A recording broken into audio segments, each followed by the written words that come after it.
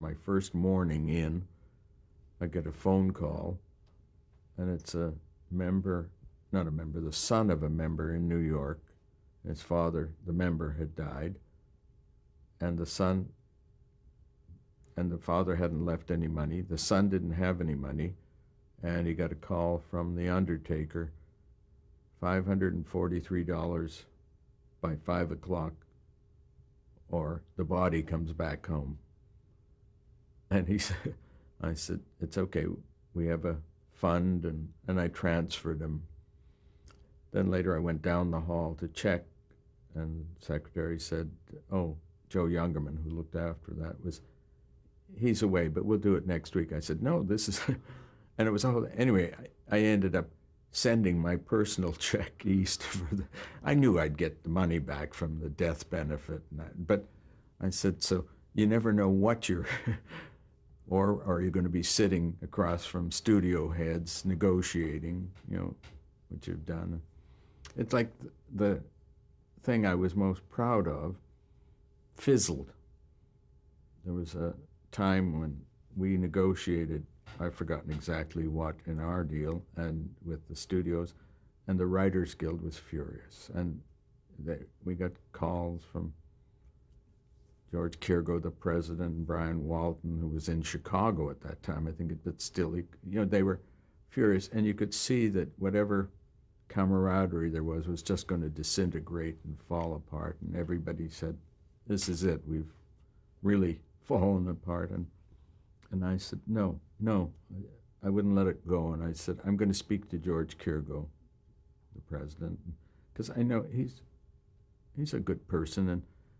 And we sat and we talked for a while. And I suggested a pact, and he was agreeable, where we would do things to bring respect to each other. And we would set up this pact and a program like, let's say, articles in the DGA magazine and the Writers Guild magazine, why I hate directors. Then one, why I love directors, why I hate writers, why I love writers, that kind of thing, and panels and working. We'd work out a whole program like that and bring respect. And the two of us got to that point, and we brought in the executive directors and I think each one, our vice president, we met and worked and got a concept. Then the executive directors worked out the pact, and the pact was passed by our guild, by the board, by the Writers Guild, East and West, and I just felt wonderful. I just thought, it just felt so good. But there was a group, a faction in the Writers Guild that wanted everything today. And we were saying, we're talking 3-4 years of building. And it fell apart finally. Yeah.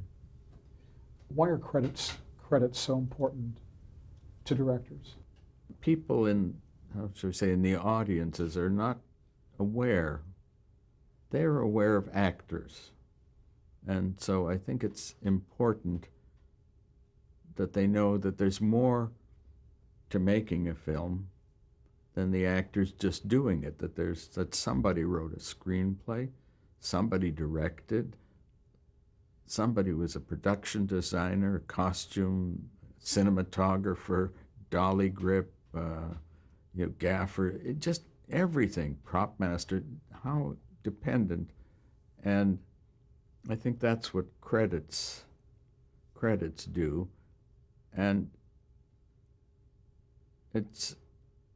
I say the credit, we just always didn't want to lose our credit, and what we negotiated was just to have it like the last one on the screen before or the first one after the film, so that when it goes to TV or cable, the less chance of it being snipped off.